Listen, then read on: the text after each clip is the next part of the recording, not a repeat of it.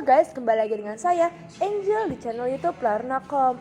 Nah, buat kalian yang mau follow IG kami di @larnakom dan @kelasio.id. Kunjungi juga website kami di www.larna.com/kelasio. Nah, karena subscribe itu gratis, subscribe channel YouTube kami dan nyalain notifikasinya ya. Semangat guys!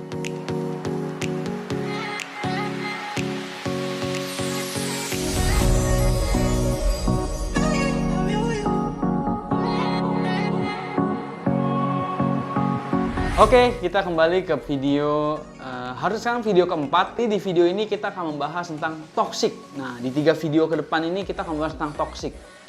Toxic itu apa sih? Toxic itu kayak racun benalu yang menghambat suatu progres pekerjaan.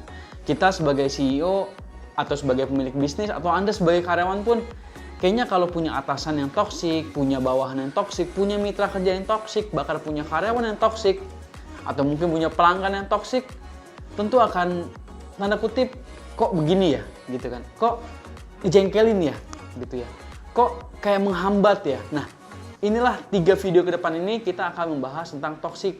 Di dalam Anda sebagai CEO juga pasti saya yakin punya ciri-ciri toksik di bawah ini yang akan saya bahas. Kita sebagai karyawan juga sering toksik ya kepada entah pada perusahaan atau kepada atasan kita sendiri. Nah, jadi kenali ciri-ciri toksik dan sebisa mungkin kita hindari toksik-toksik seperti itu sehingga karir kita jauh lebih cepat, perusahaan kita termanage dengan baik semuanya. Simak videonya sampai habis.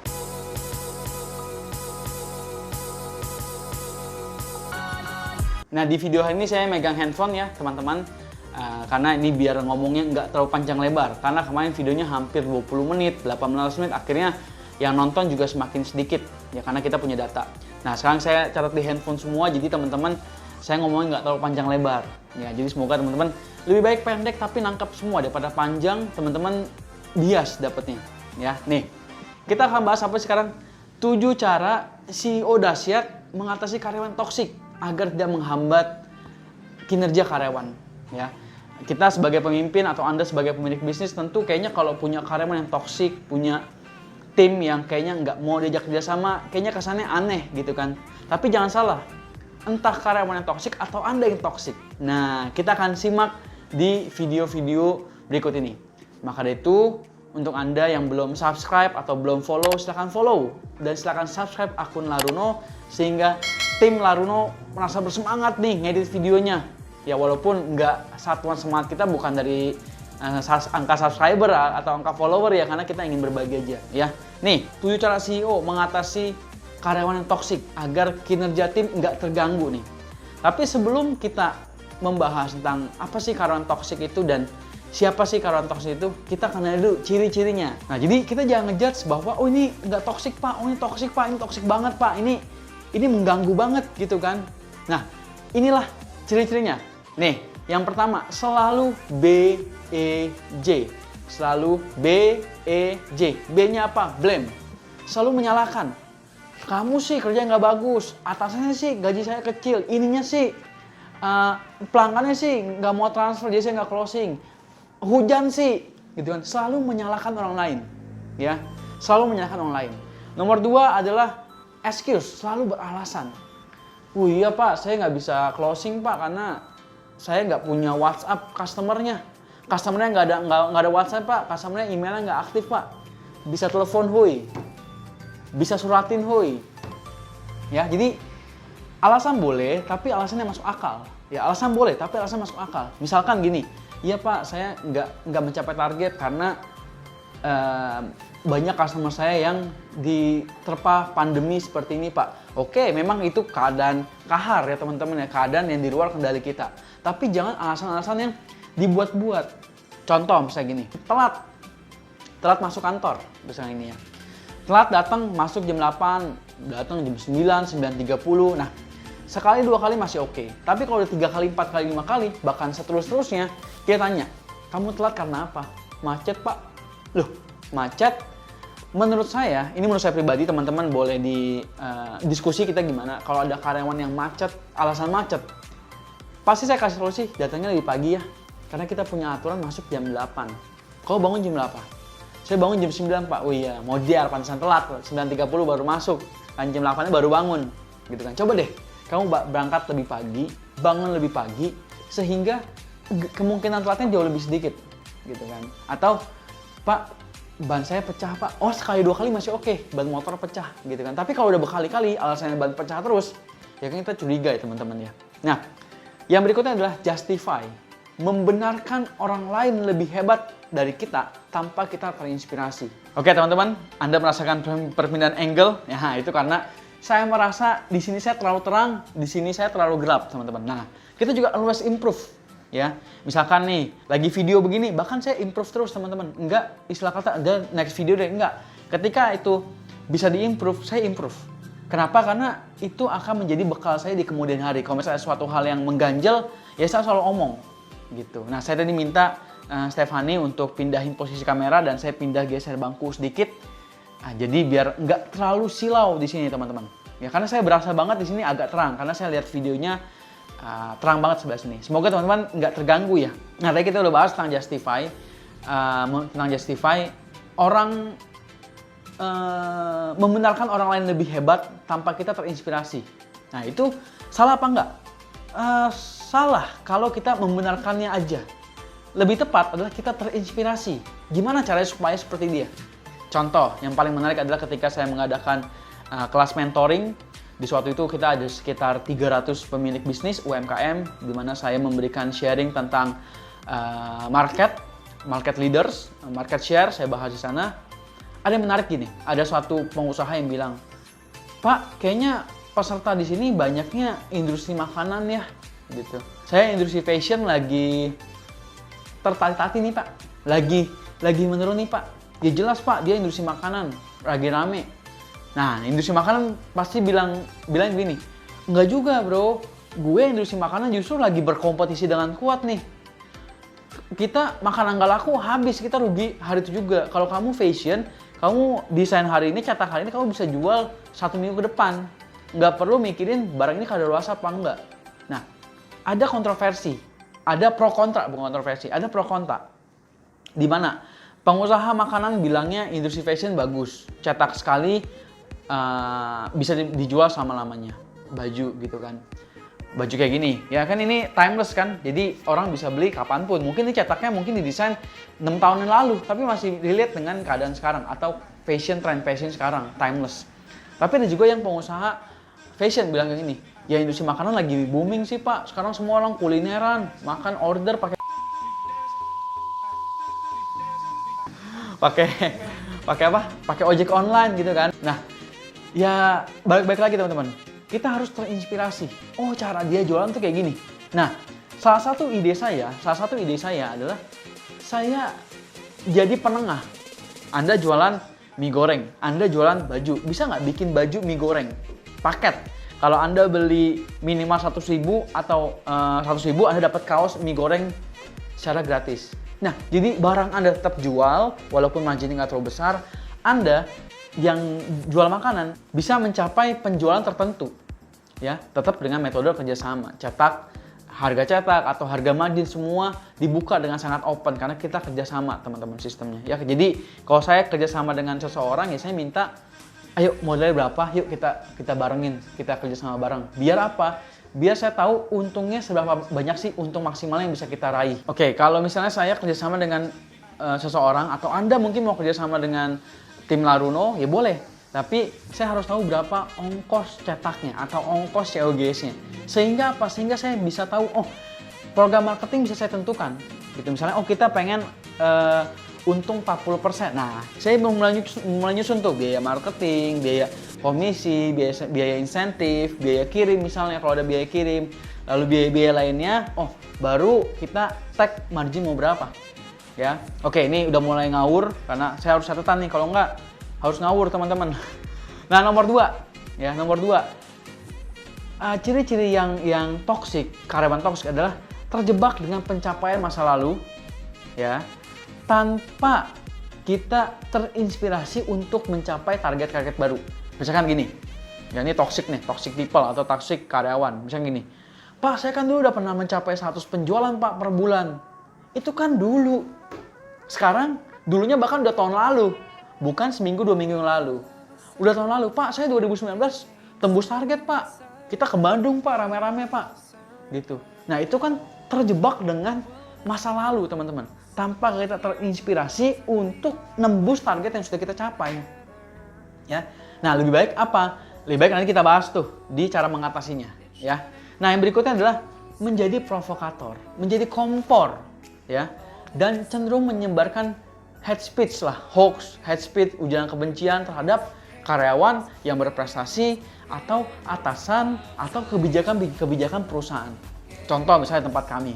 Contoh ya teman-teman ya. Jadi tempat kami sih kita jaga supaya nggak ada toksik karena Pak Tung juga selalu memberikan edukasi kepada kita setiap Jumat. Nah kayak sekarang nih kita baru, ini hari Jumat, kita baru adakan program sharing with Pak Tung di Semwaring. Nah di sana kita ulang lagi tuh budaya perusahaan, sharing buku sehingga tercipta lingkungan pekerjaan yang positif. Lingkungannya, COVID-nya tetap negatif, gitu kan? Itu tagline dari perusahaan kita. Nah, yang menarik misalnya ada kebijakan karyawan baru harus mempelajari budaya-budaya perusahaan. Nah, kalau misalnya ada karyawan lama yang ngomporin gitu, ngapain kamu karyawan baru belum tentu betah di sini, belajar video segitu banyak gitu kan. Jangan deh gini. Nah, dia menjadi toksik.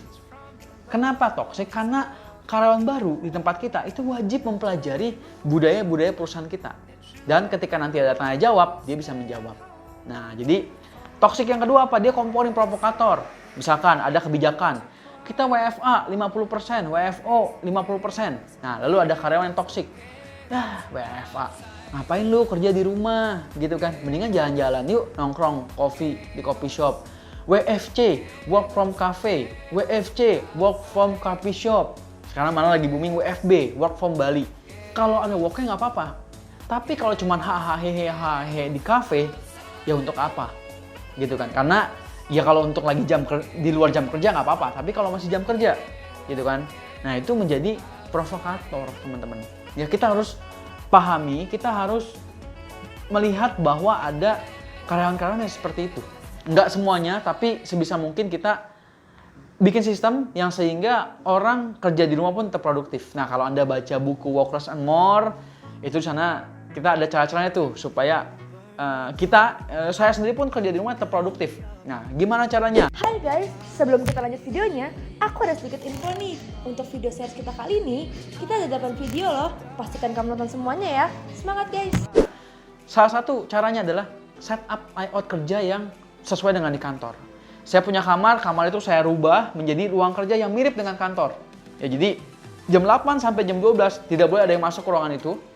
Jam 12 sampai jam 1 saya keluar untuk makan siang, baru ketemu dengan keluarga lainnya, baru dengan anak atau segala macam. Jam 1 sampai jam 5 nggak boleh ada gangguan.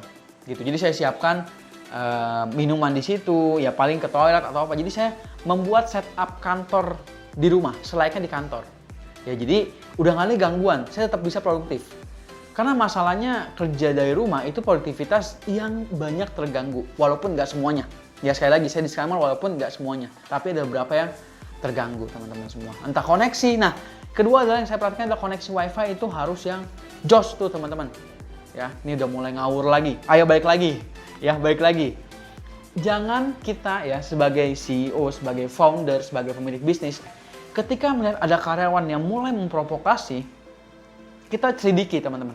Pak, apa ada waktu CEO ngurusin kayak begitu-begitu? Harus diluangkan. Harus dijadwalkan. Ya jadi cek, oh ini karyawan ini mulai ada perubahan perilaku nggak? Kalau bisa ada perubahan perilakunya ke arah positif atau ke arah negatif nih. Oh ke arah kayaknya kalau orang-orang yang dekat dengan dia itu cenderung nggak mau nurut, cenderung membangkang kebijakan-kebijakan, cenderung negatif orangnya. Nah kita lihat apakah orang ini toksik apa enggak. Nah gimana cara mengatasinya? Ini bukan 100% yang paling benar, sekali lagi saya disclaimer, bukan 100% paling benar, tapi bisa kita praktekin lah, kita bisa terapkan. Pertama, ya kalau teman-teman sudah punya budaya perusahaan, itu terus budaya perusahaan itu disampaikan terus-menerus. Kalau kami di Telegroup, itu setiap Jumat. Bahkan kita setiap hari mengulang budaya-budaya perusahaan. Sehingga apa? Sehingga terus nyantol. Nah, ini di belakang kamera nih, di balik kamera ada Stefani. Jadi kalau ditanya budaya-budaya perusahaan, harusnya hafal, harusnya tahu. Gitu kan, karena setiap melakukan kita kegiatan pagi sebelum kita melakukan savers, itu kita mengulang budaya-budaya perusahaan. Ya, secara urutan, diulang. Kalau Anda yang sudah punya, Anda terus briefing, minta ulang lagi budaya perusahaan apa ke semua karyawan secara urutan. Ya, budaya perusahaan kita begini, budaya perusahaan kita begini, budaya perusahaan kita begini. Nah, nanti di video terakhir saya akan sampaikan budaya-budaya perusahaan di tempat kami seperti apa yang bisa Anda tiru. Dan bahkan saya modifikasi dikit-dikit, ya, menyesuaikan dengan yang kita lakukan sekarang. Nah, gimana sih cara mengatasinya? Kalau Anda belum ada budaya perusahaan, nih, ya, satu, ya, kumpulkan bukti kalau dia benar-benar toksik. Kumpulin buktinya. Ya, jadi jangan pas saya ngomong, Anda toksik nih, apa buktinya, Pak? Nah, kumpulkan bukti. Tanya si A, dia ini orangnya gimana ya? Tanya si B, dia orang gimana ya? Lihat performa pekerjaannya, menurun apa enggak? Lihat di tempat kami, dulu kami membuat yang namanya 360 review. Ya, jadi atasan dinilai karyawan, karyawan menilai atasan, atasan sama atasan di review semua, namanya 360 review. Jadi semuanya kita review, nggak ada pengecualian. Karyawan boleh mereview, apakah kamu cocok jadi pemimpin, apakah kamu integritas, apakah kamu baik, apakah kamu konsisten. Nah, kita review teman-teman, sehingga kita sebagai CEO atau sebagai pemilik bisnis mendapatkan feedback yang benar-benar di lapangan seperti apa. Karena kapan sih kita tahu kalau kita itu benar? Nah, kapan kita tahu kalau kita benar? Nah, nggak ada yang bisa membuktikan bahwa kita ini benar. Hanya bisa saya tahu lewat review yang lainnya. Review teman-teman yang lainnya. Tanya, gue ini orang gimana sih? Oh, lu tuh begini. Ingat ya, objektif, jangan subjektif. Ya, objektif dari kerjaannya, dari sikap-sikapnya. Jangan misalnya orang lagi benci sama orang ini, ya kita nilainya ya jelek-jelek semua. Jangan kayak gitu, ya. Nah, kumpulkan bukti-bukti. Salah satunya adalah dengan 360 review tadi. Ya, Anda mereview karyawan-karyawan Anda. Ya, atau Anda sendiri sebagai karyawan mengajukan ke atasan Anda, Pak, boleh nggak kita mengadakan 360 review? Bapak saya review, Bapak review kita semua. Sehingga kita tahu apa plus dan minusnya dari kita masing-masing. Yaitu jauh lebih bijaksana. Gitu. Nah, nomor 2, ngobrol 4 mata. Ya, ngobrol 4 mata. Lalu apa yang diobrolin, Pak? Nah, yang diobrolin adalah 1, minta klarifikasi. Kalau lihat dari hasil 360 review, kamu ini kategori toksik ya, gitu ya. Nah, ketika kita udah tahu gini, lihat responnya. Enggak, Pak, kayaknya saya just jadi diri sendiri aja, dia bilang gitu. Oh, iya, tapi nah, kamu ceritain dampaknya. Kita ceritain dampak-dampaknya apa sih kalau jadi toxic employee? Oh, karyawannya seperti ini, naik gajinya agak sedikit kurang, prestasinya agak sedikit kurang, jenjang karirnya kurang karena toxic. Nah, baik lagi, yang menentukan toxic nggak toxic itu ciri-ciri tadi yang di atas. Jadi jangan mainnya itu subjektif. Oh, saya nggak suka dengan Stephanie, ya saya anggap Stephanie toxic. Nggak begitu, ya. Saya tahu dulu, Stephanie itu BJ nggak orangnya. Stephanie itu terjebak dengan pencapaian masa lalu nggak? Stephanie itu sering provokasi orang lain nggak? Gitu. Oh, ternyata enggak. Oh, ternyata hanya asumsi saya aja. Ya, jadi kembali lagi dengan ciri-ciri yang di atas. Nah, kita jelaskan tuh dampaknya apa sih kalau kita toksik gitu kan. Oh, kita cenderung tidak disukai, kita berteman dengan teman yang salah, kita berada di lingkungan yang kurang tepat, sehingga pencapaian karir pun kurang tepat. Kalau kamu pindah ke perusahaan lain pun sama, kamu membawa sikap toksik itu. Nanti di perusahaan baru kamu jadi toksik lagi. Di perusahaan lain lagi kamu jadi toksik lagi. Ya, jadi nggak ada perusahaan yang benar 100%, tapi nggak ada juga karyawan yang perfect 100%. Kembali lagi, korelasi atau kesinambungan atau kinerja bersama antara sinergi antara perusahaan dan karyawan. Karyawan yang produktif dan perusahaan yang juga produktif. Gitu ya. Nah, yang nomor 3, solusi apa yang bisa kita bantu? Nah, solusikan. Kalau misalnya, ini solusi dari saya, kamu rubah deh sikapnya kayak gini. Ya, coba deh kamu rubah sebulan. Saya ingin lihat perkembangan kamu. Ya, nah sebelum sampai 1 bulan, ini yang nomor 5 ya. Ketika ada perkembangan di 1 minggu pertama, bahkan di besoknya ketika ada perkembangan dari orang tersebut, kita kasih reward. Top. Baru kemarin diomong kamu udah berubah, top. Kasih penghargaan. Ini jurus yang diterapkan oleh Pak Tung. Ketika saya rutin lapor, ketika saya rutin memberikan feedback perusahaan, ketika dengan klien saya juga saya memberikan sesuatu hal yang nggak diharapkan oleh klien. Contoh misalnya gini, Ya, nanti deh kita abisin semua ya, baru saya kasih contoh. Nah, nomor 6. Ketika udah 1 bulan lagi, kita ketemu lagi, teman-teman. Ya, kita ketemu dengan orang tersebut, ceritain perkembangannya. Di bulan lalu tuh, ketika di posisi sekarang, kamu ngomong dengan mental seperti ini, dengan mindset seperti ini. Sekarang 1 bulan kemudian, kamu jauh lebih bagus, kamu jauh lebih bijaksana, kamu jauh lebih positif. Apa sih yang kamu rubah? Nah, tanya apa yang kamu rubah. Walaupun kita tahu, kita kasih solusi, tapi apa yang kamu rubah? Oh iya Pak, saya sudah mulai ikut begini, ikut baca buku, saya ikut webinar, saya pengembangan diri, saya mulai menahan diri untuk tidak berperilaku yang buruk lagi, saya list apa perilaku buruk saya. Nah, dengan begitu kita tahu teman-teman, ya bahwa ada perkembangan. Nah, yang berikutnya nomor 7, ini yang paling powerful adalah minta izin kepada yang bersangkutan untuk share. Untuk share apa? Kisahnya. Ya, boleh nggak kisah kamu saya angkat ke teman-teman lain sehingga teman-teman dari terinspirasi oleh kamu, boleh nggak? Sometimes ada yang boleh, sometimes nggak usah deh Pak, ini kayaknya hal sepele. Atau boleh deh Pak, tapi namanya jangan kasih tahu ya nama saya ya. Nah, kembali lagi, kalau misalnya kita minta izin diberikan share tentang kisah inspiratif dia, itu akan jauh lebih termotivasi, ya. Nah, tadi contohnya tadi, saya kepada klien saya walaupun terkadang Pak kok terlalu mengejar ya Bapak ini, loh bagus dong dikejar, tapi karyawan kami nggak kuat Pak dengan ritme atau modul-modul dari Bapak misalnya kayak gitu ya. Oh oke, nggak kuatnya seperti apa? Nah, saya nggak mau terjebak dengan BEJ tadi. Kalau BEJ saya kategorinya toksik. Nah, saya nggak mau beralasan. Oh, kamu aja nggak kuat, kamu aja mental lemah. Nah, saya nggak mau kayak gitu. Saya samperin kliennya, saya minta, saya review satu-satu. Karyawan, kamu kalau kerjaan gini kendala di mana ya Pak? Oh, gini Pak, saya ngurusin ini. Jadi saya nggak sempet Pak kerjaan kayak gini. Oke, nah skip. Karyawan kedua gimana? Begini Pak. Nah, dari situ saya kasih datanya ke klien saya. Pak, ternyata overload karyawan loh Pak. Maksudnya karyawan ini satu karyawan dikerjakan begitu banyak pekerjaan. Perlu nambah orang Pak sepertinya. Wah perlu nambah ya Fabian ya? Iya perlu Pak. Untuk apa? Untuk kerjain bagian ini Pak. Gitu. Untuk mencapai KPI kita Pak. Gitu. Oh oke deh nanti saya pikirkan ya. Jangan nge-push kepada klien kita. Gitu. Misalnya, ayo Pak udah nambah karyawan Pak. Belum. Itu nggak menyenangkan. Tapi kita ingetin lagi. Pak udah berapa bulan nih gitu kan. Karyawan baru sudah ada gitu. Jadi dengan nada yang lembut, dengan apalagi pas lagi meeting enaknya. Bro, gue kendala sini nih, gue mau ngegedein, gue mau ekspansi sini. Karyawan lu belum ada nih, lu kapan deh kasih target deh, set deh kapan gitu. Atau perlu gue yang bantuin cari karyawan. Boleh banget bro, lu aja yang cari. Nah, dengan begitu kita menjadi solve the problem, bukan lagi problem maker ya. Jadi bukan lagi pencipta masalah.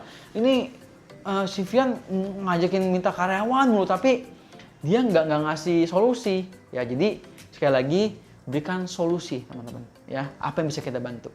Nah teman-teman, nggak terasa nih udah berapa menit ya, kayaknya cukup panjang, lebih panjang dari video-video sebelumnya, tapi nggak apa-apa teman-teman, ikutin video-video seterusnya. Kelas CEO ini akan terus kita bangkitkan terus menerus ya, sehingga teman-teman mempunyai mental atau mindset sebagai CEO yang dahsyat. Saya dahsyat nggak? Belum tentu gitu, tapi saya dengan sharing begini, saya diingetin lagi. Ya seperti prinsipnya Pak Tung dan mentor-mentor saya yang lain. The more you share, the more you give. The more you share, the more you give feedback, give knowledge gitu. Jadi ini saya lagi share gini sambil ngingetin, oh gue belum begini. Saya belum begini sama karyawan. Nah, sama tim, sama klien gitu. Jadi dengan kita sharing, kita akan mendapatkan hal yang jauh lebih bermanfaat lain. Ya jadi teman-teman, silakan subscribe channel Laruno, silakan follow channel Laruno. Untuk Anda yang masih milenial nih, ya, Anda ingin jadi CEO yang dahsyat seperti apa? Ya, kamu di tempat yang tepat, ya. Salam dahsyat untuk kita semua, jaga kesehatan selalu. Nah, untuk video kali ini kita udah selesai. Silahkan share video ini sebanyak-banyaknya ke teman-teman kamu supaya kita sama-sama belajar. See you di video selanjutnya ya. Oke, sudah follow Laruno.com. Sekarang kita follow kelasceo.id karena konten di kelasceo.id itu isinya sangat spesifik, membahas tentang bagaimana berkarir hingga menjadi CEO yang dahsyat. Follow ya. Keep going forward ya guys.